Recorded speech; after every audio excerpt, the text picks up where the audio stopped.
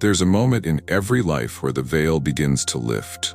Sometimes slowly, like mist retreating at dawn.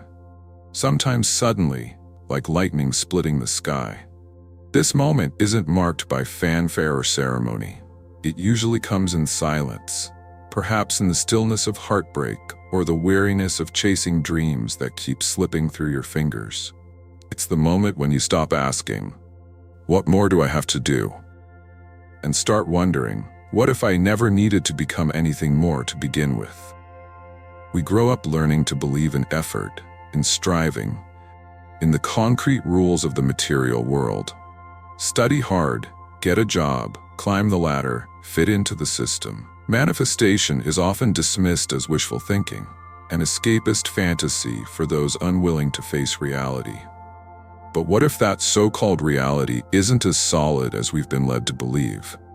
What if the rules of this game are far more fluid, far more generous, and infinitely more responsive than we ever imagined? The greatest illusion we've inherited is the belief that we are small players in a vast, indifferent universe.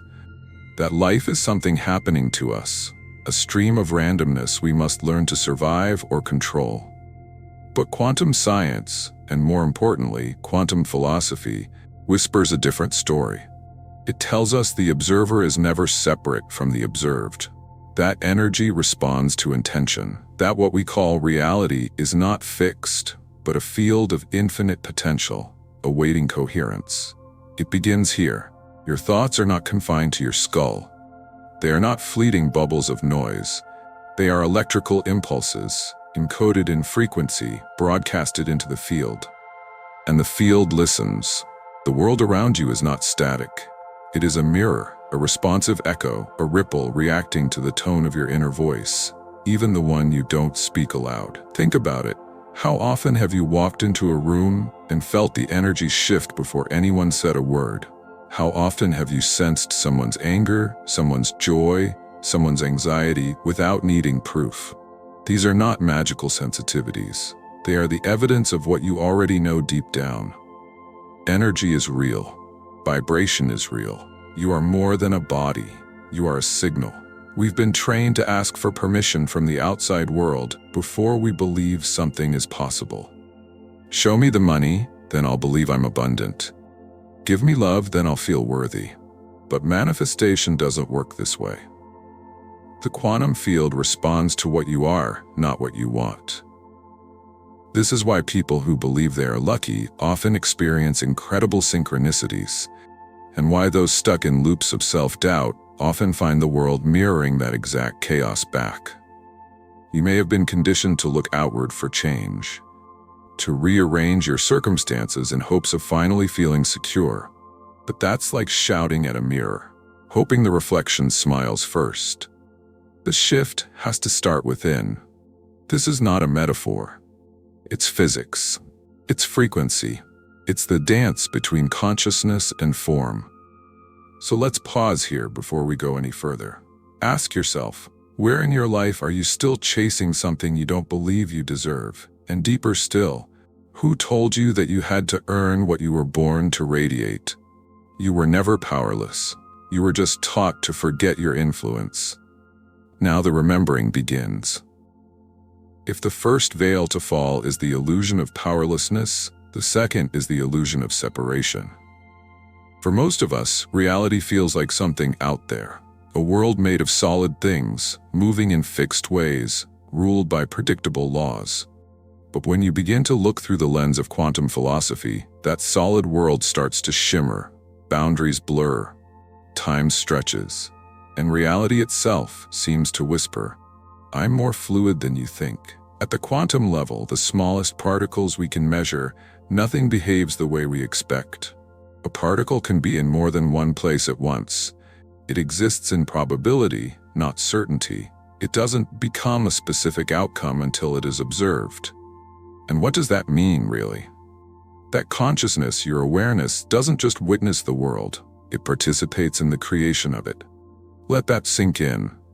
Your thoughts, your attention, your focus, these are not passive. They are acts of creative force, not in a metaphorical sense, but in an energetic one.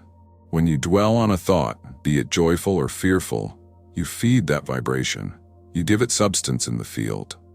And over time, as emotion coats thought and belief crystallizes, the quantum field responds with form. Opportunities align. People appear. Patterns repeat. The ancients knew this long before quantum physics gave it a name. In Eastern traditions, it was called prana or chi. In sacred texts, it was the word that became flesh. Today, we might simply call it frequency.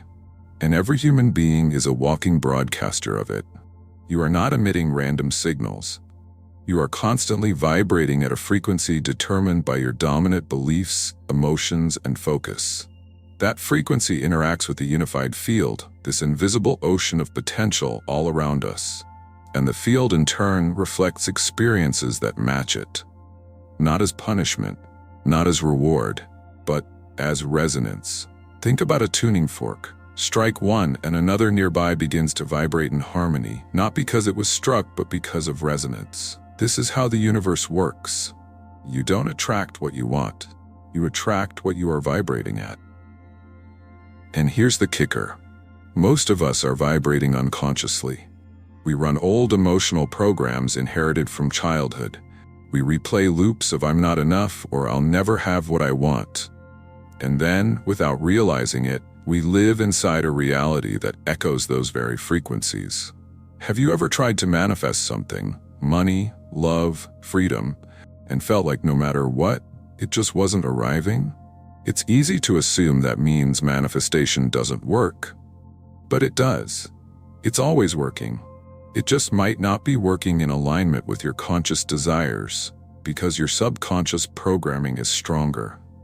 This is why affirmations alone aren't always effective. You can say, I am abundant, 1,000 times, but if your body is tight with anxiety, your heart feels scarcity, and your subconscious remembers struggle, then the vibration you're emitting isn't abundance.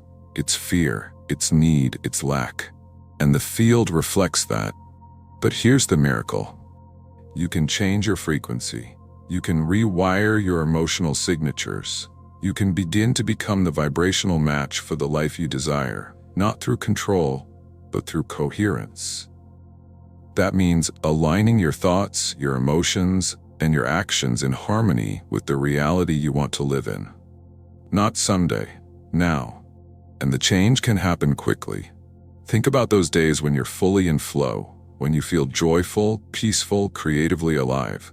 Notice how often things just work on those days? Traffic clears, people smile, you get unexpected help. That's not coincidence. That's quantum coherence in action. The key is not to force life to change, but to become the version of yourself who already lives in that reality. That's when the field begins to mirror the new you. So pause here again. What frequency are you broadcasting most often? Fear or trust? Scarcity or gratitude? Desperation or joy? And more importantly, are you willing to become conscious of your signal? Because the moment you do, your power begins to return. The universe doesn't have favorites, and it doesn't play favorites. It reflects, impartially, faithfully, with a kind of quiet genius. Like a cosmic mirror, it doesn't return what you wish for, it returns what you broadcast. Not with judgment, simply with resonance. This is why two people can walk into the same situation and walk away with entirely different experiences. One sees opportunity, the other sees lack. One feels supported by life, the other feels abandoned. What changed? Not the world, the filter through which they perceived it. The mirror of life responds to the stories we carry. If your inner world is full of quiet shame or deeply embedded unworthiness, you might find that the world continues to hand you evidence of that pain. Not because you deserve it, but because you are unconsciously expecting it, broadcasting it, preparing for it. We manifest not just through desire, but through belief. And our beliefs are often invisible to us, etched into the background of our lives like old wallpaper. These beliefs are often inherited, absorbed in childhood, shaped by family, culture, religion, experience. People like me don't succeed. Love is always taken away. I must prove my worth to be accepted. These aren't just thoughts, they become emotional signatures, energetic postures. And the field, the quantum mirror, says, very well, if that is what you are, let it be done unto you. But this isn't a story of blame, it's a story of awakening. Because once you realize that life is a mirror, you're no longer a victim of it. You become its author. Let's take a real-life example. Picture someone named Maya. She grew up watching her parents struggle financially, arguing over bills, fearing scarcity. As an adult, Maya becomes successful, earns well, but never feels safe. She overspends, self-sabotages, and swings between feast and famine. Why? Because her subconscious has imprinted, money equals danger. Her body still vibrates at the frequency of lack, no matter how much she earns. And so her outer world, her mirror, continues to reflect instability.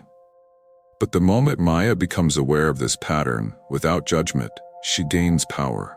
She begins to heal not just by earning more, but by feeling differently about abundance. She rewrites the emotional association. She starts to imagine herself as someone who trusts life, who feels safe with success, who welcomes wealth. As that new state of being takes root, the mirror must change. It has no choice, and the same goes for love. If you carry the belief that you're unlovable, or that love always leaves, you may attract partners who reinforce that story. Not because you are cursed, but because you are expecting pain, preparing for loss, subconsciously recreating it. Change the story within, and the cast of characters outside will shift. This is why it's said, as within, so without. The ancient mystics knew it. The quantum field reflects it. It's not a spiritual cliché, it's energetic law. You may wonder then how to uncover the stories you're broadcasting. One way is to look at your life with radical honesty. Not through shame, through awareness. What patterns keep repeating? Where do you feel stuck or chronically unsatisfied?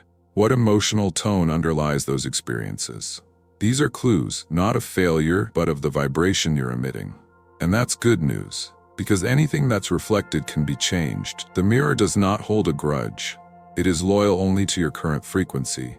When you shift your belief, your emotions, your story, the mirror recalibrates. So ask yourself now, what would I if I truly believed I was worthy, loved, guided, empowered?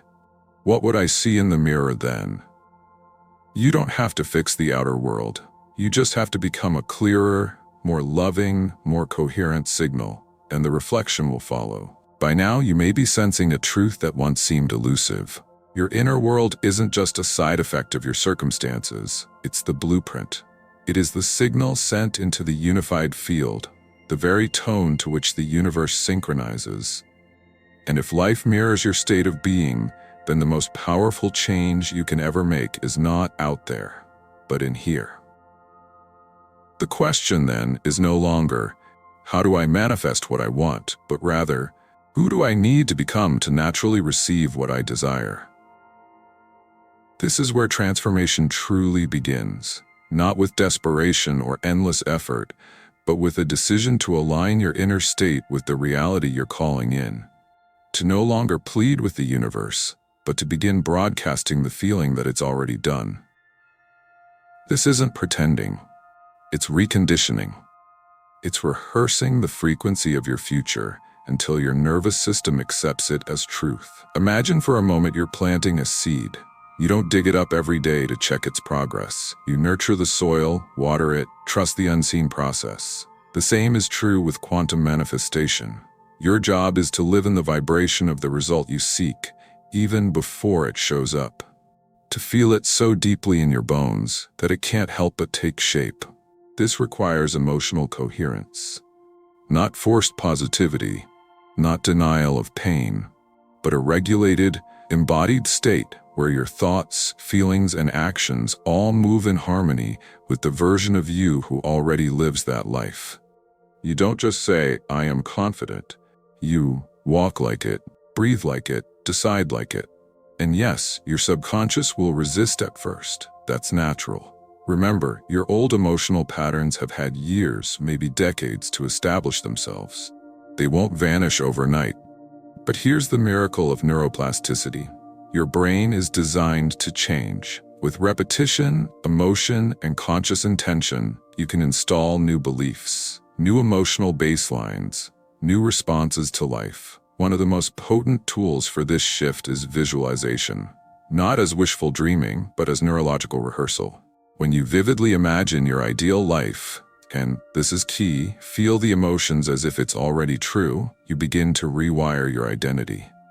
Your brain doesn't fully distinguish between a lived experience and an emotionally charged mental image. That's the power you hold to create your future first within yourself. But we must also address the critical element that often goes unspoken: worthiness. You can visualize all day, script affirmations, create vision boards. But if deep down you don't believe you're worthy of what you desire, the energy will be distorted. The signal will be fuzzy. The mirror will reflect confusion. Worthiness isn't something to earn, it's something to remember. You came into this world radiant, whole, connected.